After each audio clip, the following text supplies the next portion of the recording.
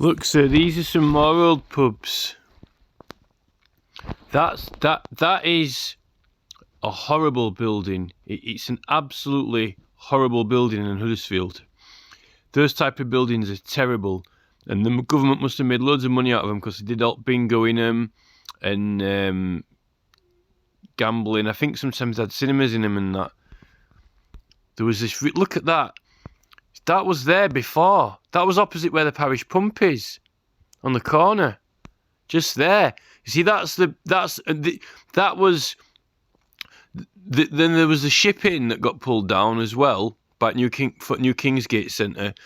You see, look at that. That was a beautiful old building. If we'd have had that now, it just felt like it were a bit of character and history, and it'd been in a town that's been there a long time. You know, people got Stratford, you know, Shakespeare's house, stuff like that. Look at the old light above it. We ain't got any buildings like that anymore. And what I've been saying is this: there's a lot of Huddersfield's lost all of them. I think it's lost all of them, all of the old buildings from the main town. They've all gone, and it's now just obsessed with this regeneration. But it's like had its teeth pulled out. It's almost like Jaws on Moonraker. It's like the Marsden Moonraking Festival. Now, look, I've been looking at this. I've just been on YouTube and I've been on some Welsh language site pages, and this guy was, because I'm learning a bit of Welsh language to try and make some sense out of all the meanings of the places. Now, I actually think Eddie G. Hudson, like his name's like Hudson or Hudson, but he's from Huddersfield, isn't he? So like I think he likes the fact that that's why he's got a Huddersfield group. I mean, because he's from Huddersfield and it's like Hudson. And there's a whole Robin Hood sort of legend as well, which, you know, is sort of linked into our area. So how about this? And I'm only saying this is like interpretation. This is interesting, right? So I've just been watching that guide about language, Gaelic language. Now, Robh, R-O-B-H, he pronounced it and Rob. So that means something was there. So there was something there, but there isn't anymore, right? Or something used to be there, or was, or if we were at the cinema, but now we're at the shop, you know, we were there and rob. So so robbing is meant to be to take, isn't it? You know, if you take something, you know, because we say the robbers, we call them robbers, but there's also the word steal and thief, which are both different. The word thief and the word steal are all sort of the same, but various different other languages. But and rob, so it was there, but it's not. So if you've taken something, if you've stolen something, it's not there anymore.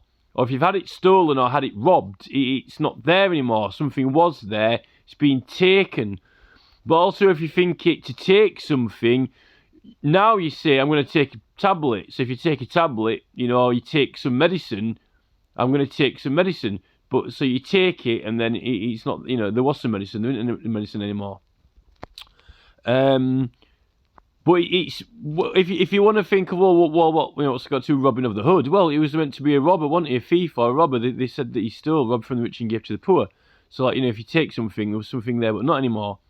Now, the other interesting thing of Robin and Hood, when you get this term of and rob, what's happening? I don't know what's just happened to the page, but I didn't actually touch it with my finger then.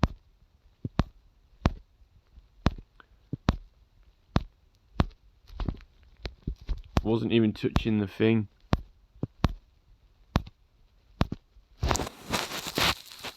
So another thing,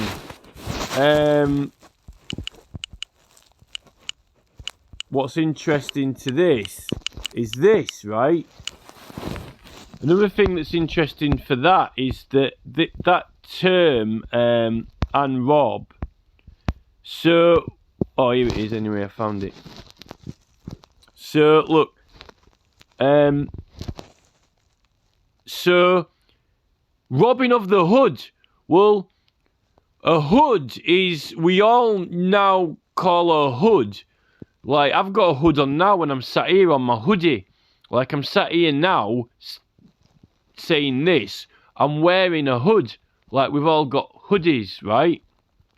They introduced them in the early 90s, didn't they? Or late 80s, early 90s, hooded tops. So, the hood, it's meant to be Huddersfield, like, you know, a hood or a hat. Now, we all know that kind of Liberty caps and the word cap's a bit like a hood anyway. But the only thing is, when we were looking at the old spelling of Huddersfield on the maps, it didn't actually spell it as hood. It said it as Hathersfield. Now, I know there's that Heather Sedge is where Little John's meant to be buried, who was connected to Robin Hood. But so I don't know whether if it's Hathersfield. It seems to me like Heather or Hather, which is because it's next to where all the moors and the moorland are, where the thick sedges and grasslands grow, which is where Liberty craps, a lot of Liberty craps grow in those anyway.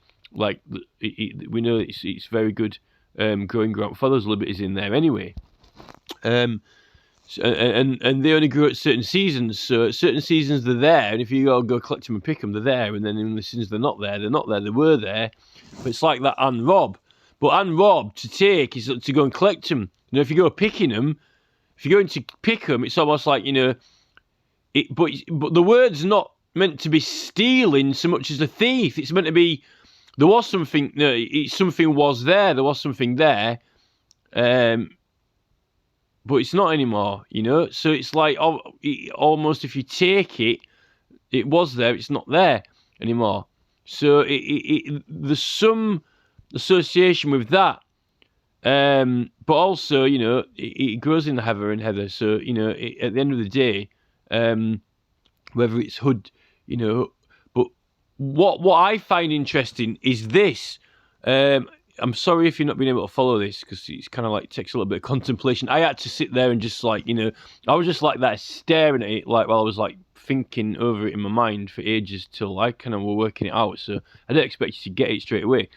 But so if you think of this Welsh little word saying thing, which is and Robh, and Robh, and Robh. So it's like a robe. When you look at it on the paper, it's like ANROBH. Well, we know robe, robe. It's like a robe, you know, a robe. Now, when you have a robe, what you put around you, you know, like a cloak. You know, they had the coachman's cloaks. A lot of the coachman's cloaks, you know, used to have hoods on, particularly the religious ones, you know. Meant much of the religious robes were meant to include a hood on them, you know. It was a robe with a hood, you know. So that's interesting, you know. Almost like taking the robe, maybe, you know. It's like becoming a priest or something like that. I'm not sure.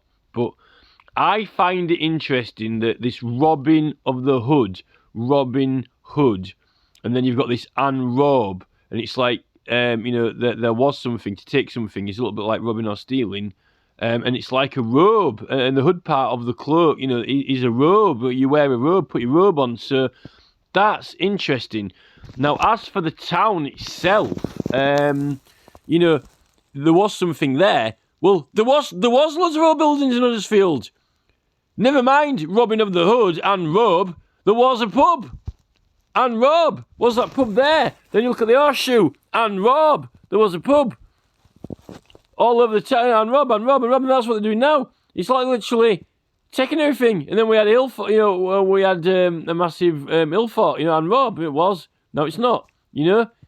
It's almost like more mockery from up above, you know, up at the ones in the know, the ones with all the language, academic skills. It's almost like, oh, Kirklees Council was formed and established on the 1st of April, you know, April Fool, you know, and all this. And then we've got all the ICI stuff, you know, and, you know, King George signing it.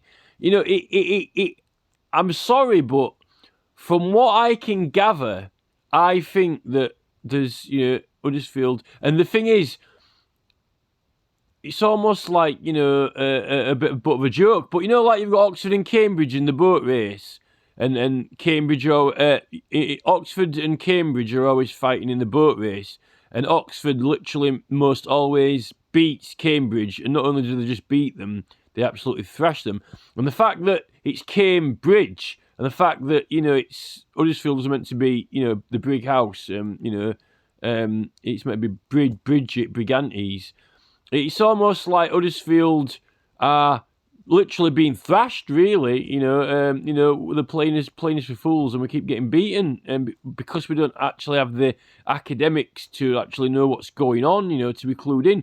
Unless, you know, people are here, you know, playing for the other side, which is, you see, Shearman is, you know, Huddersfield's meant to be like Huddersfield, but he's he's doing it in the most ridiculous way ever. You know, it's all progress, the media centre. You know, it's all right for him sat in media centre, but I don't know what Shearman's end game is. I think Shearman's end game is, you know, Jeff Bezos's space station on Mars. I don't know. I think in the name of progress, I'm pretty sure that Shearman would, you know, get a jackhammer and, you know, cut a perimeter border around his constituency, and literally put a couple of jet rockets underneath it and blast off. Actually launch a section of West Yorkshire into space and leave a massive crater behind, you know. I think that's what Shearman's end game is. I think Shearman wants to build Shearman wants Huddersfield to be the enterprise and actually lift off and leave. I think that's what he does. He wants to go. I don't think Shearman likes Huddersfield, or, you know, there's not much left to be proud of, you know, when it's not. I mean, he might as well just change the name of it. It wasn't the name of Progress, all right then. You know, the way that Shearman and Kirklees Council think with all this regeneration, might as well change it, you know, to Pimpledon or something. Well, in the name of progress, you know, we ain't got anything with the buildings anymore. We ain't getting any of the pubs. We ain't getting, you know, and now might as well change the name. So it's not even Huddersfield anymore. Might as well call it Bingledale. I think Shearman, in the name of progress, you know, the progress of Huddersfield, the regeneration of Huddersfield, you know, this town, you know, is going to be something. It's not going to be Huddersfield anymore. It's going to be Pinkleton or something, you know. I don't understand what it is with Shearman. I don't understand his logic. Or is he just sold? You know, sold. So the next minute going once, going twice. New computer, new cassette tapes, new CDs, new vinyl, new cassettes, MP3s, going, hollow disc, going. Sold to Barry Shearman. Now he's sold the media centre. It's almost like that Ramsden, that guy goes down under to Australia, comes back 1.3 million and buys all the Ramsden estate, going, sold to Ramsden estate. You know, sold to whoever it were called. I forgot what his name was now. That he used to have the hairdresser, and then he passes it on to someone else anyway. If he were going to pass it on and sell it on, well, why did he buy it? If he didn't want it, why did he buy it? That's the thing. Passed it on to whatever corporation. Just ridiculous, you know. It seems that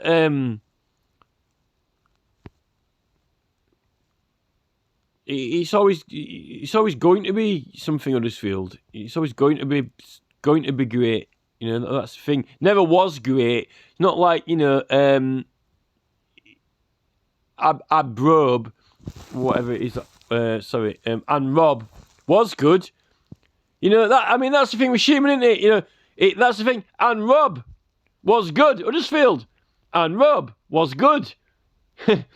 but you know, while we're all shouting out and Robh, you know, Huddersfield was good. You know, Shearman shouting out, you know, will be good. Was good. Was good. Will be good. What's in between? And as for that, Ag Brig, people are talking about the larger area being Ag Brig.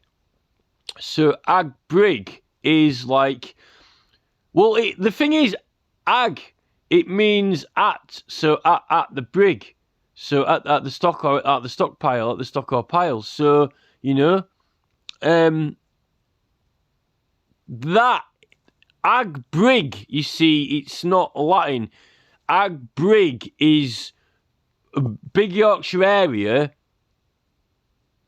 Literally the same as helmet, like what helmet was meant to be, in the year 500 AD and 600 AD in the Arthurian period. But we ended up with this ag brig. Now that is a word that is it's a Gaelic word, so it's Scottish, Irish, Welsh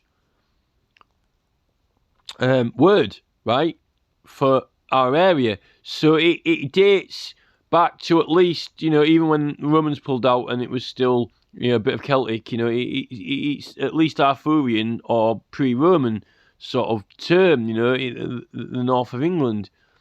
Now, the thing is, right, Kirklees Council was formed around 1970-71, and they dropped that ag brig. That guy had it on his birth certificate who showed me earlier.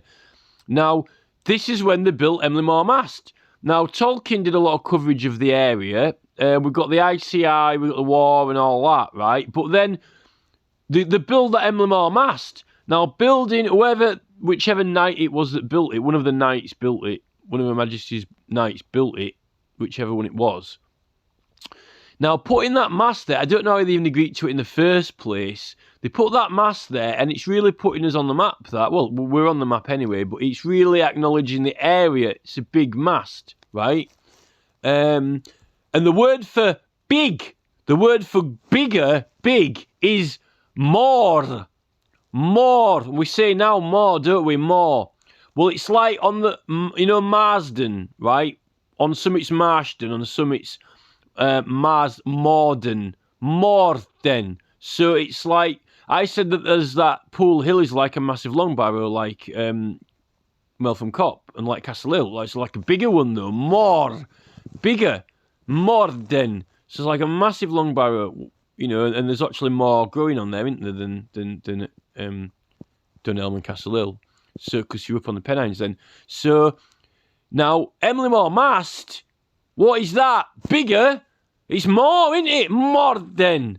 So it's actually like a bit, and it sounds a bit like Mordor, doesn't it? So, and the thing is, we got that, and then there's the ICI and all that, but then they go and bang that estate on the actual hill fort and put a big D on it, like for Dunstan, and it's like sort of like a Liberty shape, which I kind of think was a bit upsetting, really. I mean, did we have to really take a hit on there, to get the mast? Was it like a bit of a trade-off? Like, okay, we're going to give you the mast, but then, you can't be showing off too much. You've got to take a hit on the actual hill fort and put a Duns thing on it. Let a D-shaped road on it. It's sad. Now, what I think is, I don't think that the imperial powers, by agreeing, and obviously they agreed to that, all the arrangements for that mast to be built and constructed were when Tolkien was still alive, and I think that he had quite a lot of influence because his books were massive, his books were huge, his books were great sellers. I think Tolkien must have had a lot of influence, although he does have the tower in Mordor, and it's in a dark area of smog and everything, so I've seen him in his interviews and he seems alright, but, whether he, was wanting to, I don't know what side he would play, but he claims he's not on any side at all in his books with treemen, and that mound was covered in trees at that point anyway, all the way around it, and then he's got this treeman in Lord of the Rings, when the treeman's carrying the hobbits, he's talking about what side he's on, what forces he's on, and this is not really on any side. Now, so yeah, I don't think that they wanted ag brig, which was on everyone's birth certificate at the time, or many people's, not everyone's. I don't think that they wanted the general big area, the West Riding of Yorkshire, to have such a massive mast and recognition of symbol of authority, and it still be with the whole area be recognised for Celtic to be ag brig, because to use the Celtic terms would to be affiliated and associated primarily with Celtic ancestry, wouldn't it? Because to name it ag brig, or even helmet. So we ended up being Kirklees, didn't we? And they split all the different councils up and changed it all around, messed it around a bit, and it's a new term. So then Kirk is parish. So parish is more fitting with, you know, the Kirkheaton, Kirkburton, Kirklees is more fitting to, you know, the Church of England, isn't it? Because if you call it a Kirk, it's a parish. So, you know, I think that's one of the reasons behind ditching the Ag Brig. So, those are a few more things. I'm still looking into the language, but I will looking at that modern. I've been looking at it for the past few days, and then until he actually said it, like more than like that, until he said it, the guy on the video that I've been watching, I didn't quite get it. Actually, I could play that video. It's Jason. I think it's called Jason Teaches Gaelic or something, or Gaelic with Jason. That's what it is. It's on YouTube. It's Gaelic with Jason, and he teaches you all the Gaelic words. But I'd already been sort of looking at them, but you don't always have the pronunciation, do you? There were a few other things as well. What's that? Oh yeah. So I think that's it really. What sort of caught up. Still interested in some more words and terms. There's a lot of politics in it, you know, and I'm just kind of pointing out what I understand. Really, I'm just saying it as I'm looking at it and as I'm reading it and as I'm sort of like understanding, you know, but why might they change that or whatever. So that's interesting. It is interesting that out of all the time, you see, Wakefield has got like, you know, it's got that Guildhall, it's got quite a lot of cobbled streets and stuff. We just don't seem to, and I don't know why that is. You know, and then even, you know, you don't know what deals are going on or have been done on. Now they're saying that, you know, in the latest Doctor Who, you know, in series 13, and, you know, she's meant to be from Huddersfield, you know, they've got certain things, they've got this division, you know, where, you know, this division department is behind a lot of things that are happening, and they're controlling events and occurrences from behind the scenes, you know, which is almost like that guy going down to Australia and making all that 1.3 million and coming back and buying the whole thing, you know. Was it all arrangements were made behind the scenes and all this, you know?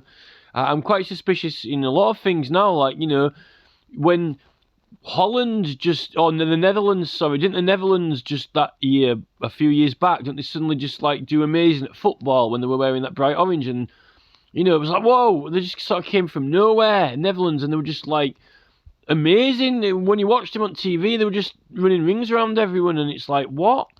And then the next year after, and that they were just back to what they were normal. It was like somebody gave them a super pill or something like that, and it makes me wonder, you know, if the people are getting, you know, some sort of, you know, assistance from behind the scenes, because it always seems Oxford always wins. You know, it always seems Oxford always wins, and they're always leading all the education and that, and you know, but the thing is, the way that side play it, you know, the way Boris play it, the way the Tories play it, is they always cheat.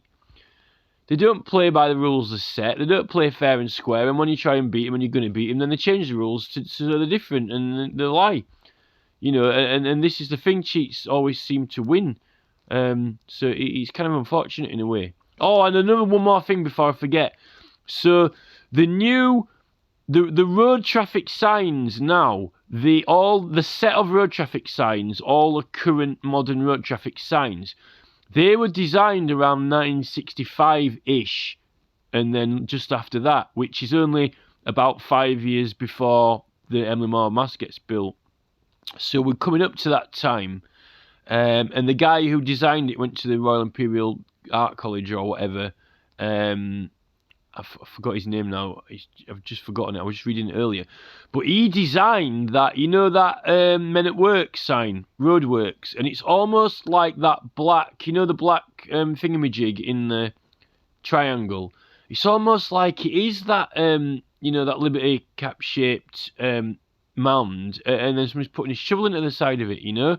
And then there's that caution, rocks falling, which is like that shape, and then there's like some rocks crumbling off the side, you know, bits of rocks crumbling off.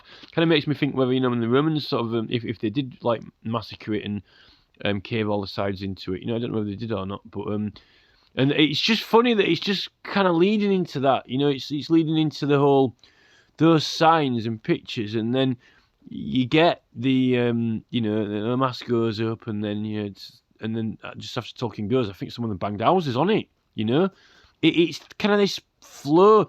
When you look back, I'm not saying people consciously or didn't consciously do it, but I think there is some guidance because, you know, you got people high up in the government and they have a lot standing on meanings and what it is in people's minds, you know, in the hearts and minds. And you got to, if they want to, you know, be at the forefront, they've got to, you know, have certain terms so it goes their way.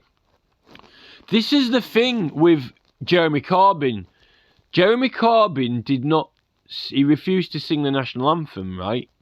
And then now he's ended up getting booted out of Labour and he's got shunned, but they blamed it on anti-Semitism. But and then Bercow defected from the Tories when he's finally, you know, when he says, you know, Boris is a liar and he won't believe what Boris said once in a leap year, which is quite funny.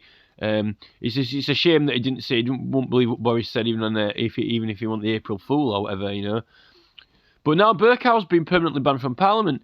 You know, the thing with the national anthem is this: all we're doing is like singing "God Save the Queen," right? Now, if you believe in kind of like prayer and group consciousness, if everyone's singing "God Save the Queen," then if it adds some magical effect, then, you know, the Queen would be being saved. And every time anyone did anything or said anything, you know, in regards to the Queen, it wasn't good. You know, weird, spooky things might happen. You know, like, you know, paranormal stuff. You know, you could put that down to prayer. But the thing is, with in the Roman Catholic Church, they don't have the Queen's not the head of the church. The Pope is, and the Pope goes around and says prayers for other people. You know, they don't really have I don't know of an anthem which is "God Save the Pope." You just, you know, you pray for the Pope, whatever, but the Pope does a lot of prayers for other people, and, you know, stuff like that. Now, the thing with our church, since, you know, we left the Roman Catholic Church, and since they, you know, fell out, and since they made the Queen the head of the English churches, now it's always God Save the Queen. But what about us? That's the thing. They got charity, always charity, you know, give charity, you know, give money. But we're all giving money to charity, but, you know, that's helping other people, not ourselves. You know, if everyone was singing, you know, God Save Us All, right? If everyone started singing God Save Us All, you know, as a national anthem, then the magical power and effect of the entire nation, it might just happen. You know, we might all be saved. You know, that might be what we've been doing wrong. You know, and this is what Extinction Rebellion are looking at now, when you try to save the planet or whatever. But you know, you've got these, you know, there's that. But I just wanted to raise that, you know, and put that on the table. You know, if we're all just singing "Save One Person," then, you know, well, what about the rest of us? You know, wouldn't it be more, you know, wouldn't it be more wise to have a song that sings that went like, "Oh, we all get saved," you know? So, you know, that's where the conversation ended up going. I only planned to mention this Anne Robh thing, Anne Robh. So it looks like a robe, but it's like Anne Robh. So there was something. So yeah, interesting.